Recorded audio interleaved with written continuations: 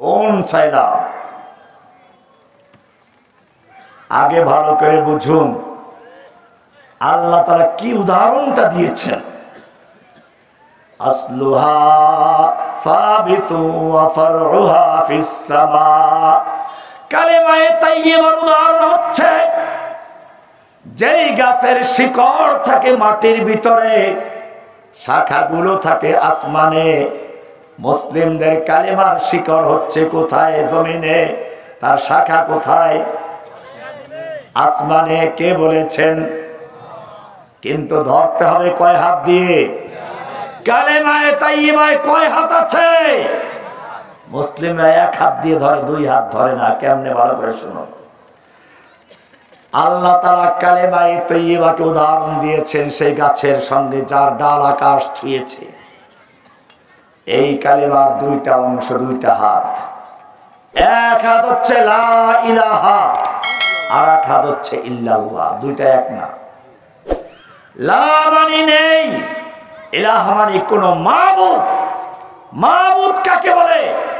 যারা আব্দিয়াত করা হয়, গোলামি করা হয়, দাসত্ব করা হয়, যার হুকুম মানা হয়, যার বিধান মানা হয়, যার নামে সিজদা করা হয়, যার কাছে প্রার্থনা করা হয়, যার নামে মান্নত করা হয়, যার নামে কোরবানি পশু জবাই করা হয়, যার কাছে সবকিছু সিজদা বন্ধ করে, তার নাম কি?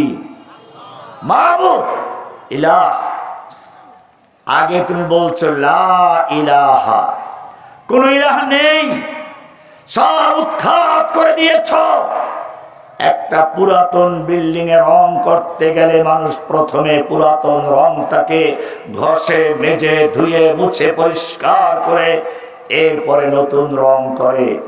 ঠিক তেমনি ভাবে কালেমায়ে তাইয়্যিবার সাক্ষী দিয়ে যারা ইসলামে প্রবেশ করো, তোমাকেও মনে রাখতে হবে লা ইলাহা বলে অন্তরের দেয়াল থেকে সকল খাজা বাবা, গাজা বাবা, ল্যাংটা বাবা, দরগাওয়ালা, পীর বাবা, যত রকমের জুলফে দরাজ, গেসু দরাজ, আতা বক্স, গঞ্জে বক্স, মাজারওয়ালা, বাজারওয়ালা, দরগাওয়ালা, দুর্গাওয়ালা, শাসক বাবা, ব্রিটিশের আইন, যত রকমের মতবাদ, সমাজতন্ত্র, রাজতন্ত্র, গণতন্ত্র, সবগুলোকে লা ইলাহা উৎখাত করে দিয়ে শুধু একজনকে বসাবে, ইল্লাল্লাহ। কাকে? কয় হাত হচ্ছে? দুই হাত। বর্জন, গ্রহণ। লা ইলাহা মানে নফি, না করে দেওয়া, সব না, বাতিল। ইল্লাল্লাহ বলে একজনকে গ্রহণ করা। কাকে গ্রহণ করছো?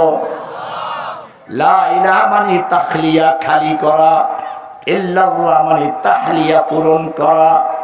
লা ইলাহা বলে তুমি তোমার অন্তরকে খালি করেছ।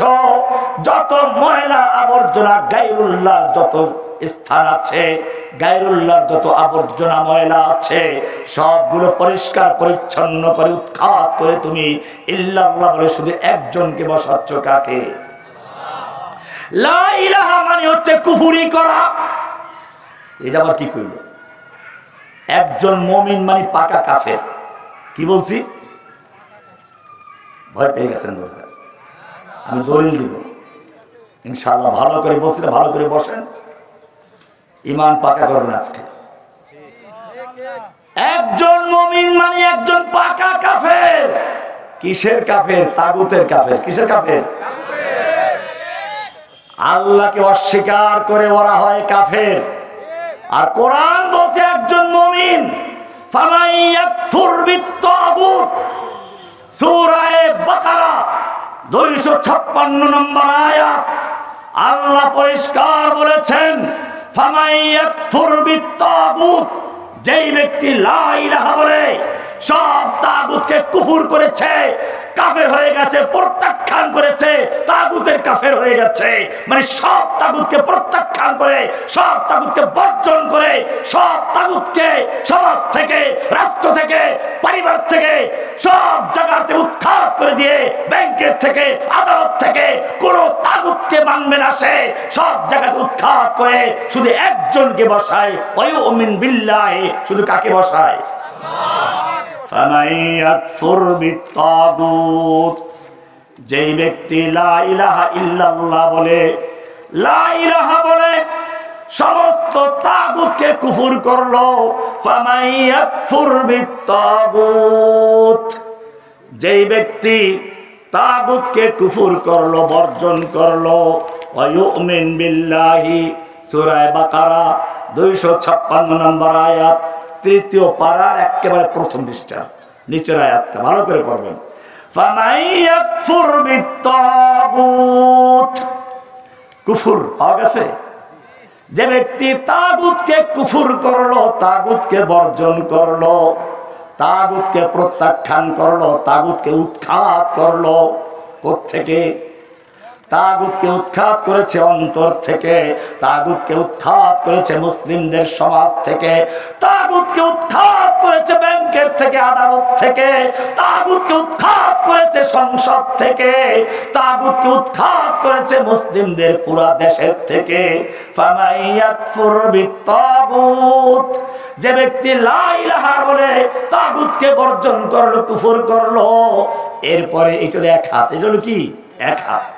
ওয়ায়ুমিন বিল্লাহি, এরপরে ঈমান বিল্লাহ করলো, আল্লাহকে ঈমান আনলো, আল্লাহতে বিশ্বাস স্থাপন করলো। এবারে ব্যক্তি জীবনে, পারিবারিক জীবনে, সামাজিক জীবনে, রাষ্ট্রীয় জীবনে, আন্তর্জাতিক জীবনে সব জায়গা থেকে তাগুতকে তাড়িয়ে দিয়ে শুধু আল্লাহকে বসিয়েছে।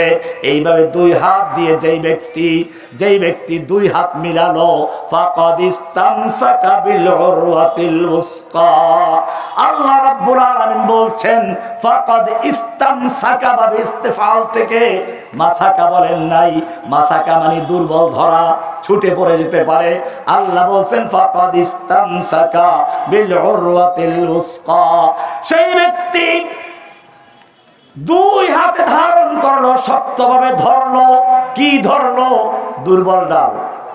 আপনি ঝোলার জন্য ডাল ধরছেন দুই হাতে ঠিক শক্তভাবে, কিন্তু ডালটা দুর্বল, থাকতে পারবেন?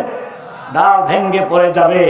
আল্লাহ বলেছেন যেই ব্যক্তি ফামাই লা ইলাহা বলে, সব তাগুতকে উৎখাত করে, কুফর করে, ইল্লাল্লাহ বলে, আল্লাহকে মেনে নাই, সে ব্যক্তি দুর্বল ডাল ধরে নাই।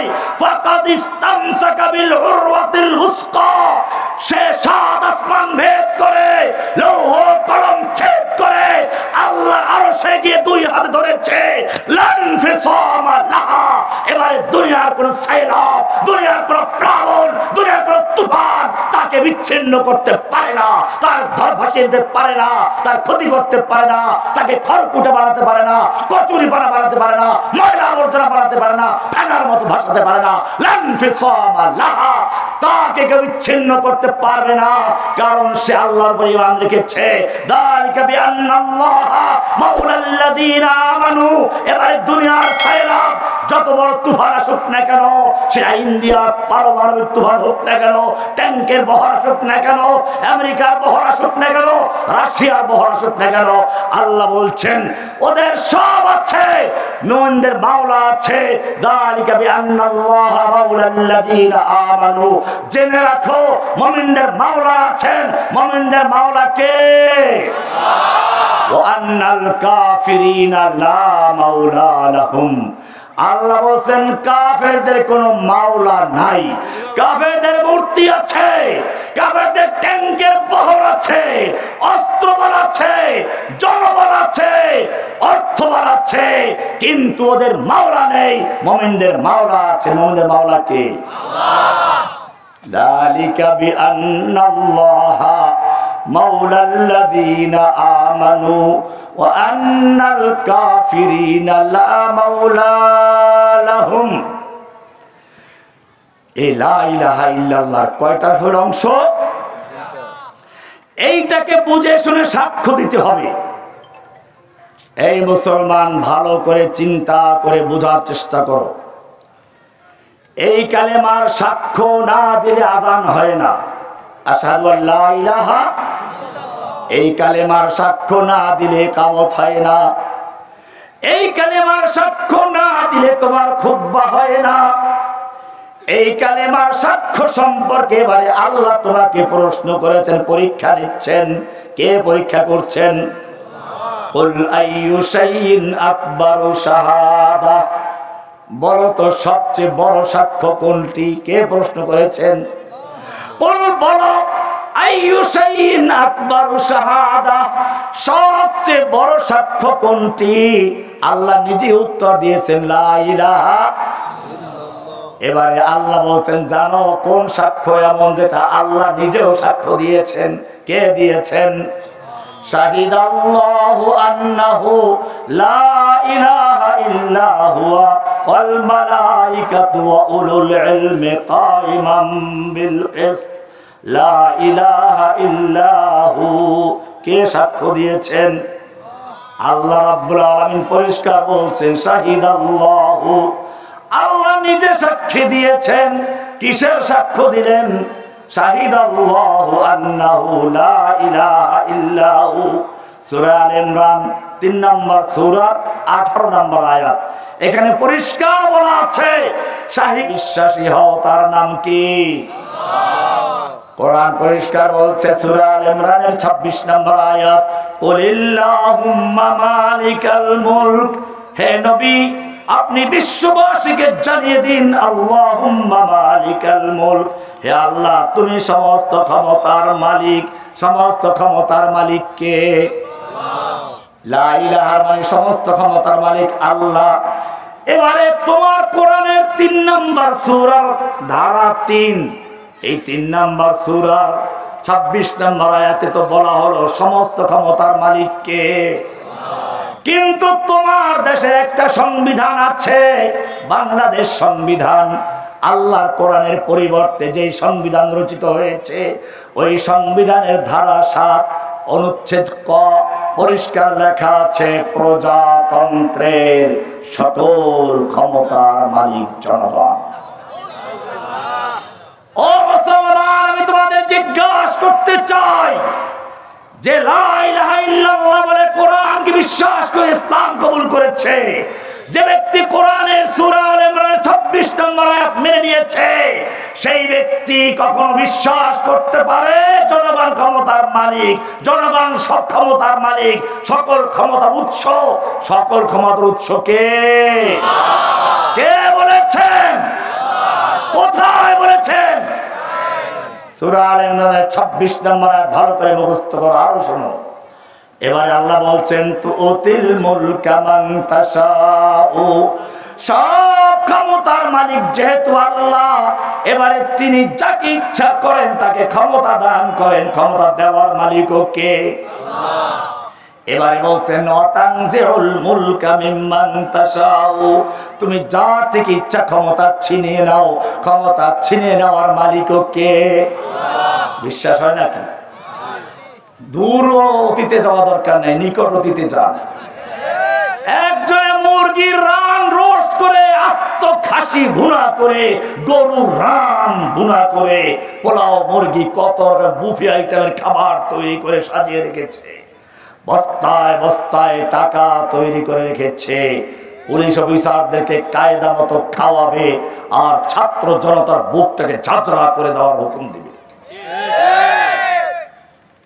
প্রায় 2000-এর মতো হত্যা করেছে, তার ক্ষুধা মিটে নাই। হাজার হাজার কচি বাচ্চাদেরকে পঙ্গু করে হাসপাতালে পাঠিয়েছে, তার রক্তের পিপাসা মিটে নাই। সেবারে পাইকারি হত্যা করার জন্য প্রশাসনকে খাওয়াবার জন্য মুরগি ভুনা করে রেখেছে।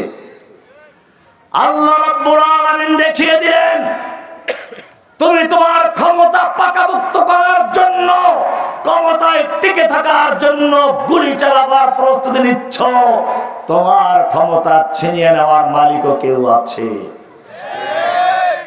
ওয়াতানজিউল মুলকা মিম্মান তাশাউ, তোমার এই মুরগির রান আর খাসির রাজালা, গরু ভুনা সব কিছুকে রেখে তোমার ক্ষমতা ছিনিয়ে নিয়ে তোমাকে বাংলাদেশের কারাগারও থাকতে দেওয়া হবে না। কারণ তুমি বলেছিলে শেখ হাসিনা পালায় না। তুমি যদি কারাগারে থাকো তাহলে তোমার কথাই সত্য হয়ে যাবে।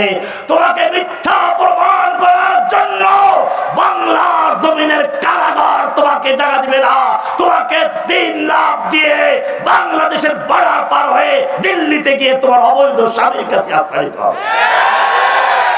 তুমি যেখান থেকে বাংলাদেশকে ধ্বংস করার জন্য এসেছিলে, বাংলার মুসলিমদের ঈমান ধ্বংস করার জন্য যেখান থেকে এসেছিলে তোমাকে আবার সেখানে যেতে বাধ্য করেছেন কে? আল্লাহ। আতানজিউল মুলকা মিম্মান তাশাউ। কি সুন্দর আল্লাহ তাআলা দেখালেন। সারা জীবন লোকটা আলেম ওলামাদের সামনে থেকে বক্তব্য মাইক কেড়ে নিয়েছে। এদেশের তাফসিরুল কোরআন মাহফিলের রূপকার আল্লামা সাঈদী সাহেবকে কারাগারে নির্যাতন করে করে ধুকে ধুকে হত্যা করলো, তাকে রাজাকার বানালো। এদেশের হাজার হাজার আলেমদের কারাগার ভরলো, আমাকে শুধু রাজাকার বানাতে পারে না, কারণ বয়সটা মিলে না, আমাকে বানালো জঙ্গি লিডার। আনসারুল্লাহ বাংলা টিম নামে একটা দল তৈরি করে দিল্লির ইশারাতে। আমি বলি এই দলের প্রতিষ্ঠাতা হাসিনা, এর প্রচার সম্পাদক হচ্ছে প্রথম আলো, ডেইলি স্টার, কালবেলা, সমকাল নামক নাস্তিক মুরতাদদের পত্রিকা, যারা এই দেশ থেকে ইসলামকে ধ্বংস করার জন্য গণজাগরণ মঞ্চের নামে এক নতুন মঞ্চ তৈরি করেছিল, যাদের মূল কাজ ছিল ইসলামের নবীকে গালি দেওয়া। আপনারা জানেন সেই গণজাগরণ মঞ্চের অন্যতম প্রতিষ্ঠাতা থাবা বাবা নামে যে লোকটা বলকে আল্লাহর নবীকে নিয়ে কটূক্তি করত, গালিগালাজ করত, সেই রাজীব হায়দারকে এদেশের কিছু আশিকে রাসূলরা তার পাওনা চুকিয়ে দিল, দুনিয়ার থেকে বিদায় করে দিল। সেদিন শেখ হাসিনা উড়ে গিয়ে তার মাকে জড়িয়ে ধরে কান্নাকাটি করলো এবং ওই নাস্তিক মুরতাদদের লিডার রাজীব হায়দার থাবা বাবাকে দ্বিতীয় মুক্তিযুদ্ধের প্রথম শহীদ বলে খেতাব দিয়েছিল। প্রমাণ হলো আল্লাহর নবীকে নিয়ে 13 সালে যারা গালিগালাজ করেছিল, কটূক্তি করেছিল, তারা নিজের থেকে করে নাই, তারা সরাসরি হাসিনার নির্দেশে করেছিল। কেন করেছিল? এদেশের মুসলিমদের কালেমা কেড়ে নিয়ে লা ইলাহা ইল্লাল্লাহ বন্ধ করে, আল্লাহু আকবার স্লোগান বন্ধ করে দিয়ে তার জায়গায় নতুন কালেমা জয় বাংলা বসিয়েছিল। আর মুহাম্মদুর রাসূলুল্লাহ সাল্লাল্লাহু আলাইহি সাল্লামকে বিতর্কিত করে, কলঙ্কিত করে তার জায়গায় নতুন নবী, নতুন রাসূল তৈরি করেছিল জয় বঙ্গবন্ধু স্লোগান দিয়ে। এটা কোনো সাধারণ স্লোগান ছিল না, রাষ্ট্রীয় স্লোগান পর্যন্ত বানানো হয়েছিল। মনে রাখতে হবে, যেই লোকটা এই অবস্থায় গেল, সেনাবাহিনীকে জানালো আমি একটু বক্তব্য দিতে চাই, এখনো বক্তব্যের খায়েশ তার পুরা মেটে নাই। সেনাবাহিনী বলল বহু বক্তব্য দিয়েছ। দুই দিক থেকে আজরাইলের দল আবাবিল পাখি হয়ে ঝাঁকে ঝাঁকে তুফান হয়ে তোমার প্রাসাদের দিকে এগিয়ে আসছে। যে গতিতে এগিয়ে আসছে তাতে মাত্র 45 মিনিট সময় লাগবে। এই 45 মিনিটের মধ্যে হয়তো পালাও, নতুবা তোমার লক্ষ টাকা দামের শাড়ি ছিঁড়ে ফেলবে না, তোমার চামড়ার হাড্ডিগুলো ছিঁড়ে টুকরো টুকরো করে কুত্তা দিয়ে খাওয়াবার জন্য ক্ষুধার্ত নেকড়েরা দরে দরে ছুটে আসছে। তুমি পালাও। কেন? তার এই শেষ সময় বক্তব্য রেকর্ড করার খায়েশ জন্মিল। আল্লাহ তাআলা এটাও দেখিয়ে দিলেন, তুই সারা জীবন আমার আলেমদের বক্তব্য কেড়ে নিয়েছিস, আলেমদের মসজিদের মেম্বারে অপমান করেছিস, মাহফিলের মঞ্চে উলামায়ে কেরামদের সামনে অপমান করেছিস। এবারে দেখ, ওয়াতানজিউল মুলকা মিম্মান তাশাউ, তোর বক্তব্য দেওয়ার খায়েশ পূরণ না করে তোর সামনের থেকেও মাইক ছিনিয়ে নেওয়ার মতো কোন ক্ষমতাশীল আছেন? ওয়াতানজিউল মুলকা মিম্মান তাশাউ, তিনি কে? আতুইজ্জু মান তাশাউ ওয়াতুযিল্লু মান তাশাউ বিয়াদিকাল খায়র ও আল্লাহ তুমি ইজ্জতের মালিক দাও, ইজ্জত দেওয়ার মালিক ও কে? অপমান করতে চেয়েছিল সাইদি সাহেবকে, অপমান করতে পেরেছে? প্রমাণ কি? তার জানাজা ঢাকায় হতে দেয় নাই। কেন দেয় নাই? আমি তখন জেলে, কিন্তু উপলব্ধি করছিলাম যদি সাইদি সাহেবের জানাজা ঢাকায় হতো, হাসিনা মনে করেছে মরা সাইদি জীবিত সাইদির চেয়ে লক্ষ কোটি গুণ শক্তি নিয়ে ঢাকায় আবির্ভূত হলে জনগণের এমন প্লাবন শুরু হবে, তুফান শুরু হবে, যেই তুফানের ধাক্কায় হাসিনা মস্তক ভেসে গিয়ে দিল্লি পার হয়ে বঙ্গোপসাগরে পড়ে যেত। সেজন্য সাইদির জানাজা ঢাকায় হতে দেয় নাই। আজাহারিকে দেশ ছাড়া করেছিল, তরুণ আলেম আজাহারিকে দেশ ছাড়া করেছিল। এই মিছিল দিয়ে না, সময় নেই। তরুণ আলেম ডক্টর মিজানুর রহমান আজাহারিকে দেশ ছাড়া করেছিল, জনগণ থেকে বিচ্ছিন্ন করতে চেয়েছিল। পেরেছে? আমি পেকুয়ার জনসভায় ছিলাম, প্রথম যেটা উনি করেছেন। আমি দুপুরে বক্তব্য দিয়ে আরেকটা মাহফিল ছিল চট্টগ্রামে, সেখানে ফিরছিলাম, দেখলাম তখনও জনতার ঢল নামছে, ঢল যাচ্ছে। মনে মনে চিন্তা করলাম, হাসিনা রে, মনের মালিক তুই না, মনের মালিক কে? তুই যাদেরকে জনগণ থেকে বিচ্ছিন্ন করার চক্রান্ত করেছিলি, আল্লাহ রাব্বুল আলামিন তাদেরকে মনের মধ্যে বসিয়ে দিয়ে জনগণের ঢল নামিয়ে দিয়েছেন। আর তোকে জনগণের অন্তর থেকে এমন ঘৃণা সৃষ্টি করে দিলেন, তুই বাংলাদেশের জেলখানা থাকতে পারো নাই। তোর বাবার লক্ষ কোটি টাকা মূর্তি রাস্তার মোড়ে মোড়ে অফিসে আদালতে যা ভাঙতে গেলে হয়তো অনেক বছর লেগে যেত, একদিনের মধ্যে এমন ঘৃণা, এমন ক্ষোভ তৈরি হলো, ভেঙ্গে চুরে চুরমার করে দিয়ে গোটা দেশটাকে মূর্তিমুক্ত করে দিয়েছে। যেখানে কুড়াল দিয়ে ভাঙার সুযোগ হয় নাই, ইব্রাহিমের সন্তানরা সেখানে ক্রেন লাগিয়ে, রশি লাগিয়ে, ক্রেন দিয়ে টেনে দুমড়ে মুচড়ে গুঁড়ে গুঁড়া করে দিয়েছে। আতানজিউল মুলকা মিম্মান তাশাউ আতুযিল্লু মান তাশাউ। ইজ্জত দেওয়ার মালিক কে? আমাকে জেলখানা থেকে কোর্টে আনার সময় সামনে পিছে 10-20টা গাড়ি থাকতো। এরপরে মাথায় হেলমেট, হাতে হ্যান্ডকাপ, বুকে বুলেট প্রুফ জ্যাকেট, পায়ে বেরি লাগিয়ে রাখা হতো, পা অচল হয়ে গেছে। দুনিয়ার সামনে আমাকে বিশাল আকারের এক জঙ্গি নেতা প্রমাণ করার জন্য চেষ্টা করেছে। আমি দেখেছি তখন পুলিশের ফাঁক ফোকর দিয়ে জনগণ সুযোগ পেলে হাত মেলাতো, পকেটে কিছু টাকাও ঢুকিয়ে দিত। সেই লোকগুলো যখন আজকে আবার সেই একই অবস্থায় চলে গেল, তাদের মাথায় হেলমেট আসলো, বুকে বুলেট প্রুফ জ্যাকেট আসলো, তাদেরকেও জনগণ পুলিশের ফাঁক ফোকর দিয়ে খুঁজে, তাদেরকেও জনগণ পুলিশের ফাঁক ফোকর দিয়ে খুঁজে। তবে হাদিয়া তোফা দেওয়ার জন্য নয়, পচা ডিম আর সেরা জুতা দিয়ে পিটিয়ে শায়েস্তা করার জন্য খুঁজে বেড়ায়। ইজ্জত দেওয়ার মালিক কে? আতানজাতু ইজ্জু মান তাশাউ আতুযিল্লু মান তাশাউ বিয়াদিকাল খায়র।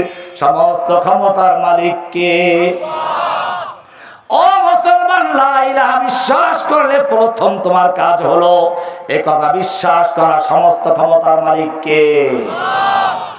যেই সংবিধানে লেখা আছে প্রজাতন্ত্রের সকল ক্ষমতার মালিক জনগণ, লা ইলাহা ইল্লাল্লাহ বলে যারা বিশ্বাস করেছে কোরআনকে, তাদের প্রথম কাজ হচ্ছে এই কুফরি সংবিধান বাতিল করে ইসলামের সাথে সামঞ্জস্যশীল কোরআনের সংবিধান কায়েম করা।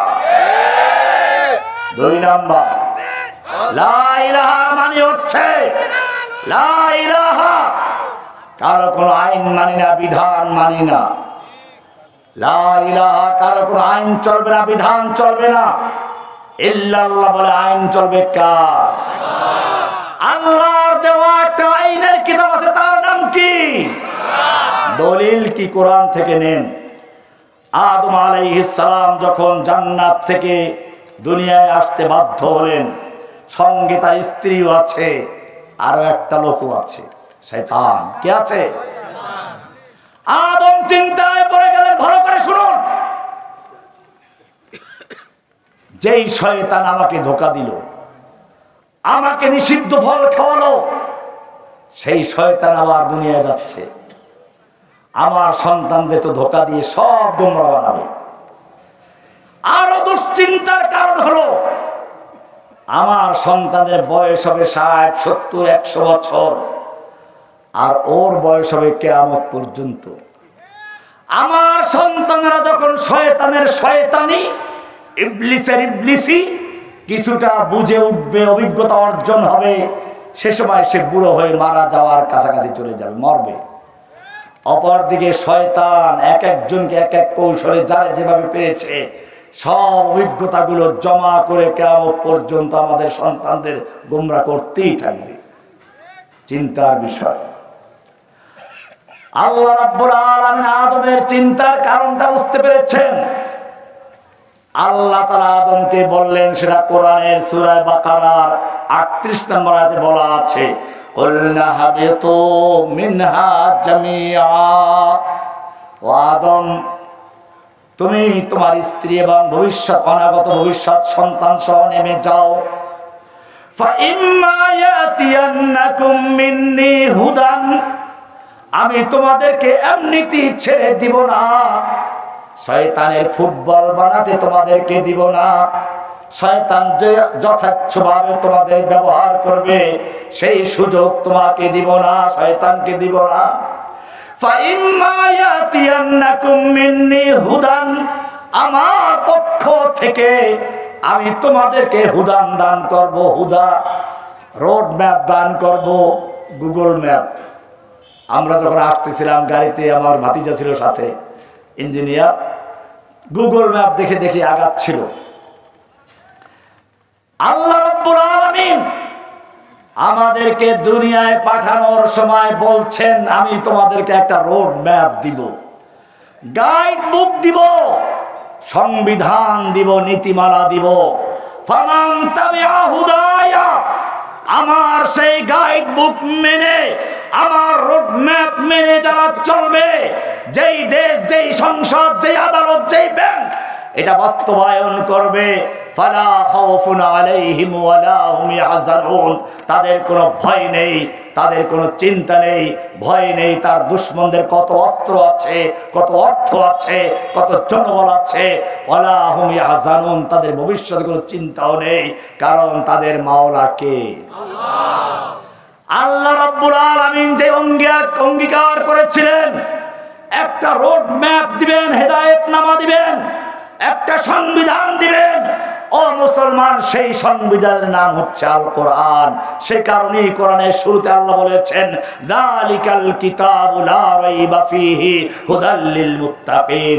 এই মুসলিম, জেনে রাখো, আমি তোমার পিতা আদমকে বলেছিলাম হেদায়েতের জন্য কোরআন কিতাব পাঠাবো, গাইড বুক পাঠাবো, রোড ম্যাপ পাঠাবো।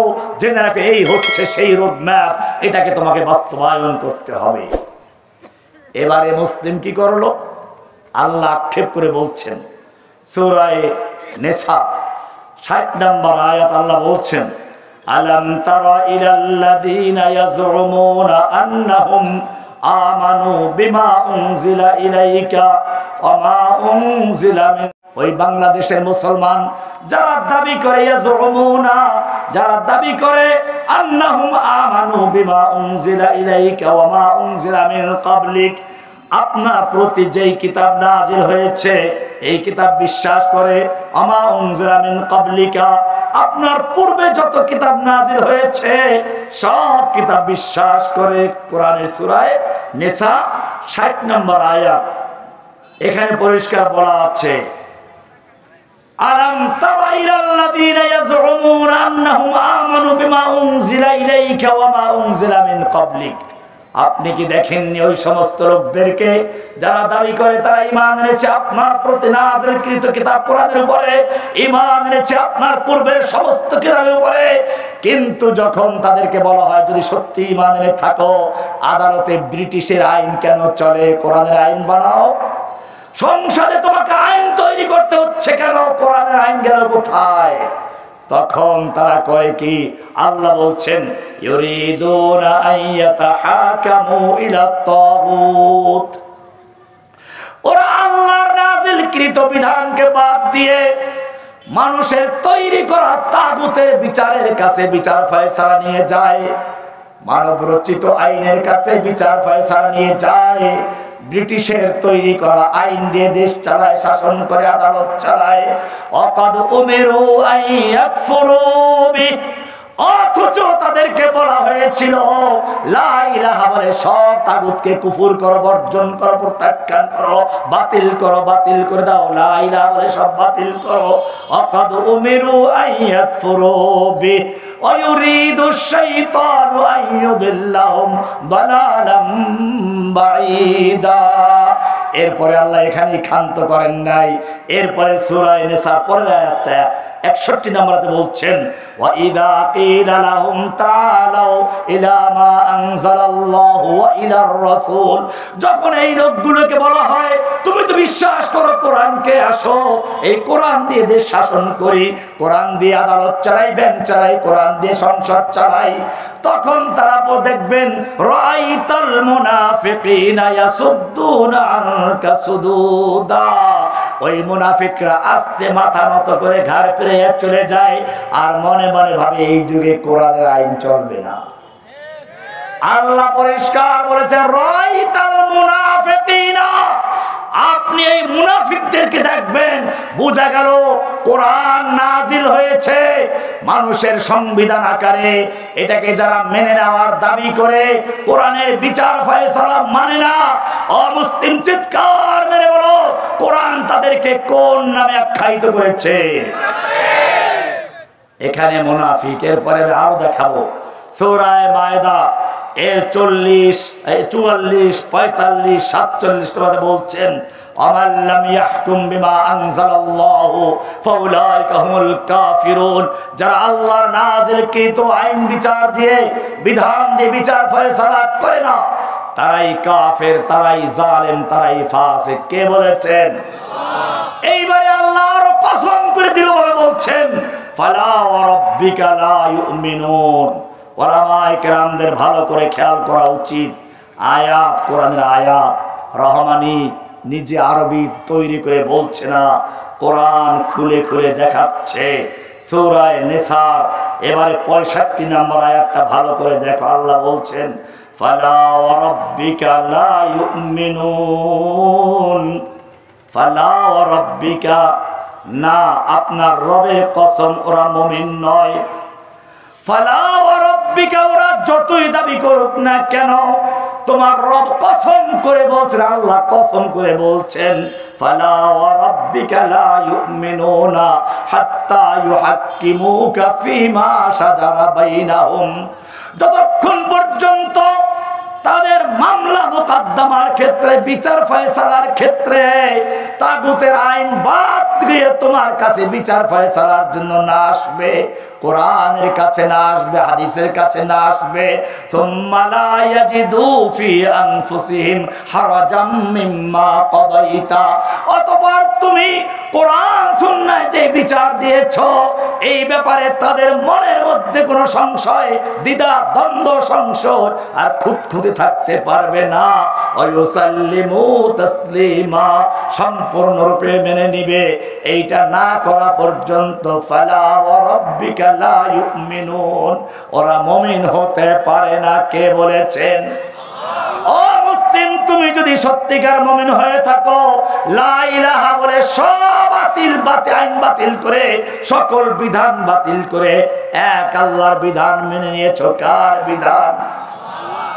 সকল বিধান বাতিল করো, ওহির বিধান কায়েম করো। লা ইলাহা মানে হচ্ছে সব বিধান বাতিল হবে, ইল্লাল্লাহ বলে শুধু ওহির বিধান কায়েম হবে। কে বলেছেন? কিন্তু সেটা আছে। শুধু এটা যে আমরা কায়েম করি নাই তা না, বরং আল্লাহর আইনকে আমরা বাতিল করেছি। কি করেছি? আল্লাহর আইন দিয়েছেন কোরআন। ইন্নামাল খামরু ওয়াল মাইসিরু ওয়াল আনসাবু ওয়াল আজলামু রিজসুম মিন আমালিশ শাইতানি ফাজতানিবু। নিশ্চয় মদ, জুয়া, মূর্তি, লটারি এই সব হচ্ছে শয়তানের কাজ। হে ঈমানদার, যদি সত্যিকার ঈমান এনে থাকো এগুলো বর্জন করো। কে বলেছেন?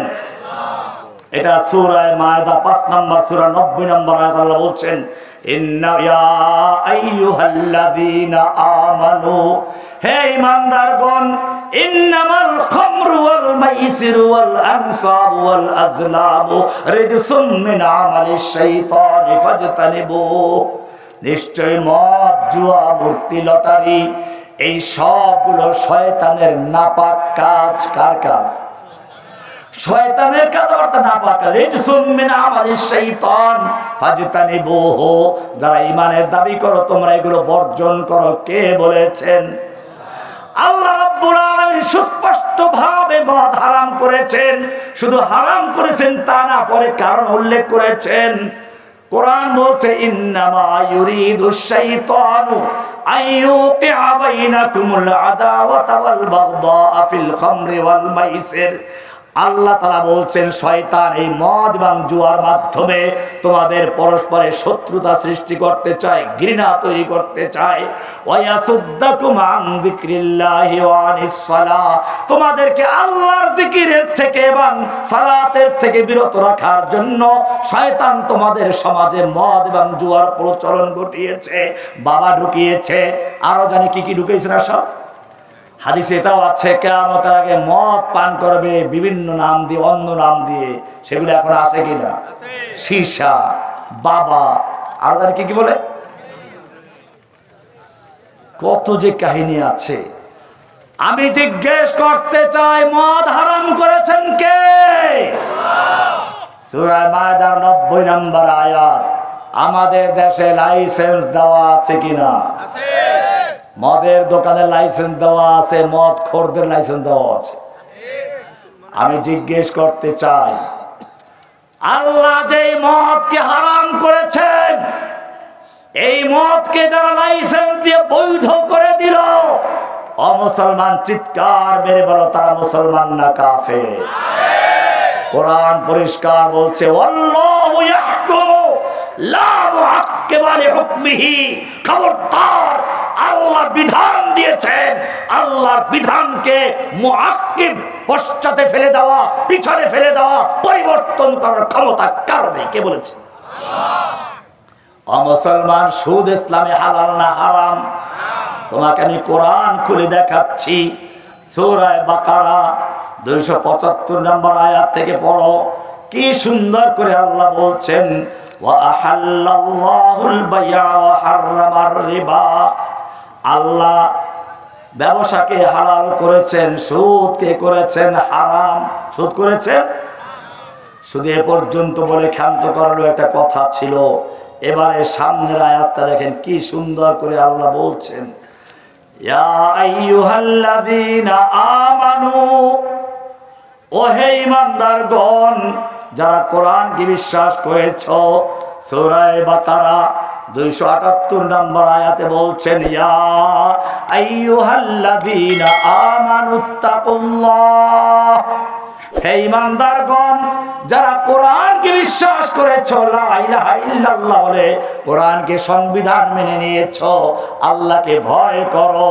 ওয়াদারু মা বাকিয়া মিনার রিবা ইন কুনতুম মুমিনিন।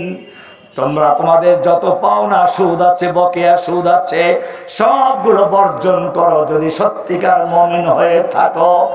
এরপরে সূরা বাকারার 279 নম্বর আয়াত আল্লাহ আরো কঠিন ভাবে বলছেন, ফাইল্লাম তাফআলু, আল্লাহর বিধান জানার পরে আল্লাহ বর্জন করতে বলেছেন, এই কথা শোনার পরেও যদি তুমি সুদ বর্জন করতে না পারো, তুমি হাজি হতে পারো, গাজী হতে পারো, নামাজি হতে পারো, রোজাদার হতে পারো, দাড়িও থাকতে পারে, টুপিও থাকতে পারে, জেনে রাখবে যদি আল্লাহর বিধান শোনার পরেও তুমি সুদ বর্জন করতে না পারো, ফাআযানু বিহারবিম মিনাল্লাহি ওয়া রাসূলি, তাহলে আল্লাহ এবং আল্লাহর রাসূলের সঙ্গে যুদ্ধ করার জন্য প্রস্তুত হয়ে যাও। কে বলেছেন? কার সঙ্গে যুদ্ধ? এবারে প্রশ্ন, সোনালী ব্যাংক, রূপালী ব্যাংক, পূবালী ব্যাংক, জনতা ব্যাংক, বাংলাদেশের যতগুলো ব্যাংক আছে সেগুলো সুদে চলে কিনা? সুদের লাইসেন্স দেওয়া আছে কিনা? ব্যাংকের লাইসেন্স আছে। আমি জিজ্ঞেস করতে চাই, আল্লাহর হারামকৃত সুদকে যারা লাইসেন্স দিয়ে বৈধ করে দেয় তারা মুসলমান না কাফের? কোরআন পরিষ্কার জানিয়ে দিয়েছে। আমি কত কথা বলবো, লা ইলাহা। এবারে আর সামনে যেতে চাচ্ছি না, সমাপ্তির দিকে যেতে চাচ্ছি, ভালো করে শুনো। লা ইলাহা মানে সব তাগুতকে বর্জন করা, আইন বিধান দেওয়ার মালিক একমাত্র আল্লাহ। ইল্লাল্লাহ মানে শুধু আল্লাহকে গ্রহণ করলা। লা ইলাহা মানে কোনো সেজদা পাওয়ার উপযুক্ত নাই। সেজদা পাওয়ার উপযুক্ত কে? এই দেশে কি মাজার মুজার আছে নাকি সেজদা করা হয়? লা ইলাহা মানে হলো কোন ইলাহা নেই যাকে সেজদা করা যায়। ইল্লাল্লাহ বলে শুধু একজনকে সেজদা করব, কাকে? এটাও কোরআনে পরিষ্কার বলা আছে, ওয়ামিন আয়াতিল লাইলু ওয়ান নাহারু ওয়াশ-শামসু ওয়াল কমার। ও মুসলিমরা ভালো করে শুনে রেখো, চন্দ্র, সূর্য, গ্রহ, নক্ষত্র, রাত, দিন, গাছগাছালি, পশু পক্ষী, মানব দানব যত আছে সবগুলো হচ্ছে আল্লাহর সৃষ্টি, আল্লাহর নিদর্শন। লা তাসজুদু লিশ-শামসি ওয়ালা লিল-কমার। খবরদার, খবরদার, সূর্যকে সেজদা করো না, চন্দ্রকে সেজদা করবে না, কোন মাখলুকের সামনে সেজদা করবে না, পীরকে না, মাজারকে না, দরগাকে না, কাউকে সেজদা করতে পারবি না। ওয়াসজুদু লিল্লাহিল্লাযী খালাকাহুন্না। ওই সত্য, ওই মহান রবকে সেজদা করো যিনি সবগুলো সৃষ্টি করেছেন। স্রষ্টাকে সেজদা করো, সৃষ্টিকে নয়। পরিষ্কার হয়ে গেল, স্রষ্টার বাদে যত সৃষ্টি আছে, হোক সে মাজারওয়ালা, দরগাওয়ালা, পীর বাবা, দেবদেবীওয়ালা, সবগুলো উৎখাত করে দিয়ে সেজদা পাওয়ার উপযুক্ত একমাত্র কে? যত নামাজ পড়ে সব, জি, সব নামাজের রুকু সেজদা আছে। ফজরের নামাজ, যোহরের নামাজ, আসরের নামাজ, এশার নামাজ, সব নামাজ রুকু সেজদা আছে। জানাজার নামাজ রুকু সেজদা আছে নাকি? কেন নাই? সব নামাজ রুকু সেজদা ফরজ। জানাজার নামাজ রুকু সেজদা করা যাবে না, কারণটা কি? জানাজার নামাজের সামনে লাশ আছে, লাশ। এই সময় যদি আল্লাহর জন্য সেজদা করা হয়, ওই মাজার পূজারী, পীর পূজারী, দরগা পূজারী বলবে এই তো বুজুর্গকে সম্মানের সেজদা করা হলো। মানুষকে ধোঁকা দিবে, ভুল বুঝাবে, প্রতারণা করবে। সেজন্য আল্লাহ রাব্বুল আলামিন জানাজার নামাজের থেকে নিজের পাওনা রুকু সিজদা পর্যন্ত বাতিল করলেন। কি সুন্দর সময় ছিল, সামনে লাশটা একেবারে বুজুর্গ শুয়ে আছে, তখন সিজদা করা গেল না। লাশটা যখন কবরে চলে গেল, মাঝখানে হোগলা আসলো, বাঁশ আসলো, মাটি আসলো, পর্দা পড়ে গেল, তোকে কোন বিবেক সিজদা করার জন্য হুকুম দিল? মাজারে সিজদা করা জায়েজ না হারাম? মাজারে টাকা পয়সা দেওয়া জায়েজ না হারাম? মাজারে চাদর দেওয়া জায়েজ না হারাম? হিন্দুরা ওই যে বুজুর্গরা মারা গেলে মূর্তি বানাইয়া উপরে রেখে শাড়ি পরায়, গয়না পরায়, টাকা দেয়, পয়সা দেয়, খাওয়ান দেয়। আর মুসলমানরা মাজারে শোয়া রাইখা তারপরে মাজার বানাইয়া মাজারে চাদর দেয়। হিন্দুরা তো খাওয়ান দেয়, এরা টাকা পয়সা দেয়, বাজার করে খাও। কোনো পার্থক্য আছে? আপনি বলবেন যে হিন্দুরা তো ওরা পূজা করে, আল্লাহ মানে না, ওরা আল্লাহ মানে না। কোরআনে তাও আছে, সূরা জুমার 39 নম্বর সূরার 3 নম্বরে বলা আছে, মা না'বুদুহুম ইল্লা লিয়ুকাররিবুনা ইলাল্লাহি যুলফা। আল্লাহ বলেন দেবদেবী আর মূর্তি পূজারীরা মূর্তি পূজা করে, ওদেরকে আল্লাহ হিসাবে না, ওরা আল্লাহর কাছে পৌঁছাইয়ে দেবে সেই হিসাবে। সূরা ইউনূসের 10 নম্বর সূরা 18 নম্বর আয়াতে পরিষ্কার বলা আছে, ওয়ায়াবুদুনা মিন দুনিল্লাহি মা লা ইয়াদুররুহুম ওয়া লা ইয়ানফাউহুম ওয়া ইয়াকুলুনা হাউলা শুফাআউনা ইনদাল্লাহ। ওরা আল্লাহর পরিবর্তে এমন কিছুর ইবাদত করে যা কোনো উপকার করতে পারে না, ক্ষতিও করতে পারে না। ওরা বলে এইগুলো আমাদের জন্য আল্লাহর কাছে সুপারিশ করবে। বোঝা গেল মূর্তি পূজকরা মূর্তি পূজা করে আল্লাহ হিসাবে না সুপারিশকারী হিসাবে। তাহলে তুমি যদি মূর্তির জায়গায় কোনো জীবন্ত মূর্তিকে, কোনো পীর ফকিরকে, মাজারওয়ালাকে সুপারিশকারী মনে করো, তোমার মধ্যে হিন্দুর মধ্যে কোনো পার্থক্য নেই। সুপারিশ সম্পর্কে পরিষ্কার মনে রাখবেন, কোরআনে যেটা পরিষ্কার বলা আছে, কিয়ামতের মাঠে হিসাব নিকাশের পরে আল্লাহ যাদেরকে সুপারিশ করার পারমিশন দিবেন কেবলমাত্র তারাই সুপারিশ করতে। এর আগে একজনে সুপারিশ করেন, আমাদের নবী মুহাম্মদ সাল্লাল্লাহু আলাইহি ওয়াসাল্লাম। তাও সব নবীরা তাকে গিয়ে ধরবে। এরপরে তিনি সিজদায় পড়ে যাবেন, আল্লাহর হামদ সানা করবেন। এরপরে আল্লাহর থেকে অনুমতি আসবে, ইয়া মুহাম্মদ ইরফা রাসাক ওয়াশফা তুশাফা ওয়াসাল তুতা।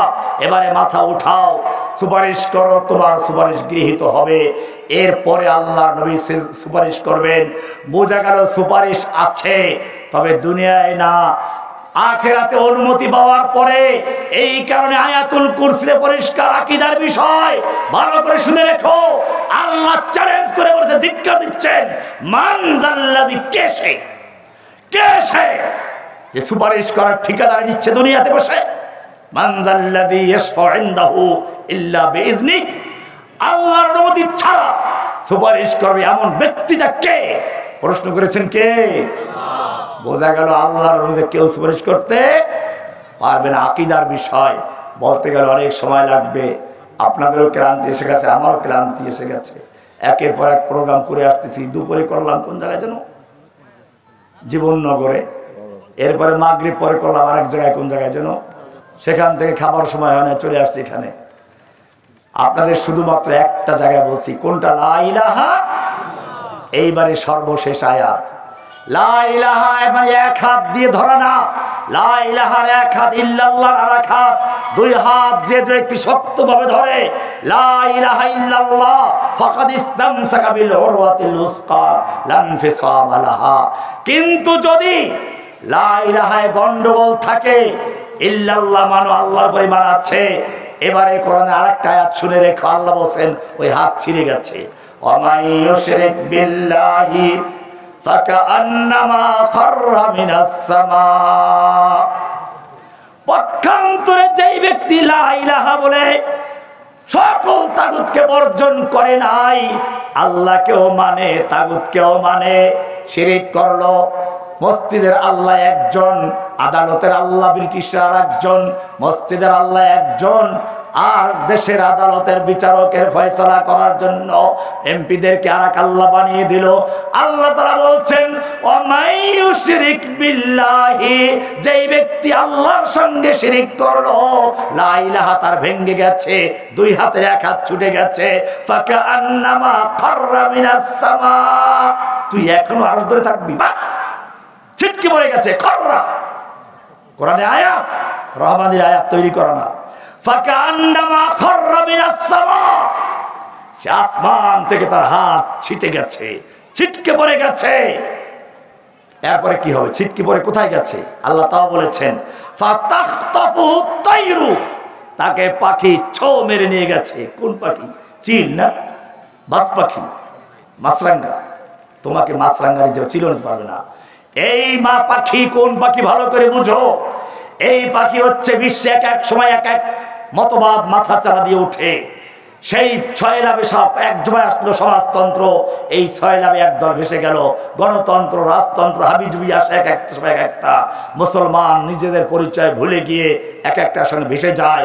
ওগুলো হচ্ছে সেই পাখি, নাস্তিকদের পাখি, কাদিয়ানীদের পাখি, হিন্দুত্ববাদের পাখি, খ্রিস্টানদের পাখি, ইহুদিয়াতের পাখি, গণতন্ত্রের পাখি, সমাজতন্ত্রের পাখি। ফাতাখতাফু তাইরু, এক এক পাখি তোমাকে ছো মেরে নিয়ে যাবে। আও তাহবি বিহির রিহু ফি মাকানিন সাহিহ, অথবা বাতাস তোমাকে অনেক দূরে মরুভূমিতে ফেলে দিবে, নাস্তিক হয়ে দুনিয়া থেকে বিদায় নেবে। লা ইলাহা ইল্লাল্লাহ যদি তোমার ক্লিয়ার না থাকে, আসুন লা ইলাহা ইল্লাল্লাহ হচ্ছে মূল, এটা যদি না থাকে তোমার সব জিরো। একজন শূন্য লেখছে, শূন্য জিরো। এই সেই মহেশখালী কোনটা, এটা নাটোর থেকে ঢাকা পর্যন্ত শূন্য লেখে ভরিয়ে ফেলছে, কোনো মূল্য আছে? একটা এক লেখলো আগে এক, এরপরে 1 0 10 হয়ে গেছে, আর 1 0 100, আর 1 0 1000, এরকম ভাবে শূন্য যত বাড়বে একের মূল্য তত বাড়বে। একটা হচ্ছে লা ইলাহা। সুতরাং আসুন লা ইলাহা ইল্লাল্লাহকে ফালাম, বুঝে শুনে সাক্ষী দিয়ে ব্যক্তি জীবনে, পারিবারিক জীবনে, সামাজিক জীবনে, রাষ্ট্রীয় জীবনে সব ক্ষেত্রে আল্লাহর দেওয়া রোড ম্যাপ, আল্লাহর দেওয়া সংবিধানকে কায়েম করার জন্য ঐক্যবদ্ধভাবে মাঠে নামি, তাহলে ইনশাআল্লাহ বাতিল দুনিয়া থেকে বিদায় নেবে। আর যদি পরস্পরের দলাদলি, মারামারি, কাটাকাটি করো, জেনে রাখো আল্লাহ কোরআনে বলে দিয়েছেন ওয়ালা তানাজাউ, খবরদার তোমরা পরস্পরে ঝগড়া করো না, মতবিরোধ করো না, ফাতাফশালু, তোমরা দুর্বল হয়ে যাবে, ওয়া তাযহাবা রিহুকুম, তোমাদের দুশমনদের অন্তর থেকে তোমাদের ভয়টা চলে যাবে, তোমরা কাপুরুষ হয়ে যাবে, দুশমনরা তোমাদের পাত্তা দিবে না। তোমাদের সাইদি সাহেবকে যখন গ্রেফতার করেছিল, তখন যদি তোমরা সকলে ময়দানে ঝাঁপিয়ে পড়তে, তাহলে পরবর্তীতে রহমানিকে আর ওই মামুনুল হক সাহেবকে, হেফাজতের নেতাদেরকে পাখি ছো মেরে নিতে পারতো না। কিন্তু তখন তোমরা তামাশা দেখেছ, উনি তো জামাত করে। জেনে রাখবে আলীর সঙ্গে আমির মুয়াবিয়ার যুদ্ধ চলছে। সেই সময় তৎকালীন সুপার পাওয়ার রোম সম্রাট আমির মুয়াবিয়ার কাছে পত্র লিখলো, আমির মুয়াবিয়া, আমরা জানতে পেরেছি তোমার খলিফা তোমার বিরুদ্ধে যুদ্ধ করছে, তোমার প্রতি জুলুম করছে, অত্যাচার করছে, তোমার ন্যায্য অধিকার দিচ্ছে না। তুমি যদি চাও রোম সম্রাট তোমার পাশে দাঁড়াবার জন্য প্রস্তুত, রোমের সর্বশক্তি দেব সাহায্য করবে। আমির মিয়া বুঝতে পারলেন যে এই তো আমাদের মুসলিম উম্মাহকে ধ্বংস করার জন্য ষড়যন্ত্র হচ্ছে, আমাদের পারস্পরিক দ্বন্দ্ব এবং বিরোধের সুযোগ নিয়ে মুসলিম ভূখণ্ড আক্রমণ করার জন্য রোম সম্রাট ষড়যন্ত্র চাকা ঘুরাচ্ছে। আমির মুয়াবিয়া কি উত্তর দিয়েছিলেন ইতিহাস থেকে শুনুন। আমির মুয়াবিয়া সেদিন উত্তর দিয়েছিল, ইয়া কালবার রোম, ওহে রোমের কুত্তা, ওহে রোমের কুকুর, আমার আমিরের সঙ্গে আমার যুদ্ধ চলছে, এই সুযোগ নিয়ে যদি মুসলিম ভূখণ্ডের দিকে এক কদম পা বাড়াস, জেনে রাখবি আলীর পক্ষে যুদ্ধ করতে গিয়ে সর্বপ্রথম যে লোকটা জীবন দিবে সেই লোকটা আর কেউ না, সে হচ্ছে আমিরে মুয়াবিয়া রাদিয়াল্লাহু তাআলা। পরিষ্কার হয়ে গেল, রোম সম্রাট ভয় পেয়ে গেল। এটাই কোরআন বলছে, ওয়ালা তানাজাউ, খবরদার পরস্পর ঝগড়া করো না, বিবাদ করো না, নিজেদের মধ্যে দলাদলি করো না। যুগে যুগে ফেরাউনরা তোমাদেরকে বিচ্ছিন্ন করে রাখতে চায়, ওয়াজাআলা আহলাহা শিয়া, বিভিন্ন দলে বিভক্ত করে একজনকে আরেকজনের বিরুদ্ধে লেলিয়ে দেওয়া, এটাই যুগে যুগে ফেরাউনদের কাজ। এটাই তোমার লেডি ফেরাউনও করেছে, যুগে যুগে ফেরাউনরা করবে। তোমাদের কাজ হচ্ছে তোমরা পরস্পর ঝগড়ায় লিপ্ত হলো না, ফাতাফশালু, তাহলে তোমরা দুর্বল হয়ে যাবে, ওয়াতাযহাবা রিহুকুম, দুশমনদের অন্তর থেকে তোমাদের প্রভাব ধ্বংস হয়ে যাবে। সুতরাং শেষ কথা বলছি, मनफात एक है इस कौम की, नुकसान भी एक ही सबका, नबी दीन भी ईमान भी एक, हरमे पाक भी अल्लाह भी कुरान भी एक, क्या बड़ी बात थी होते जो मुसलमान भी एक। आखिर दावाना अल्हम्दुलिल्लाहि रब्बिल आलमीन। अस्सलामु अलैकुम व रहमतुल्लाहि व बरकातुहू।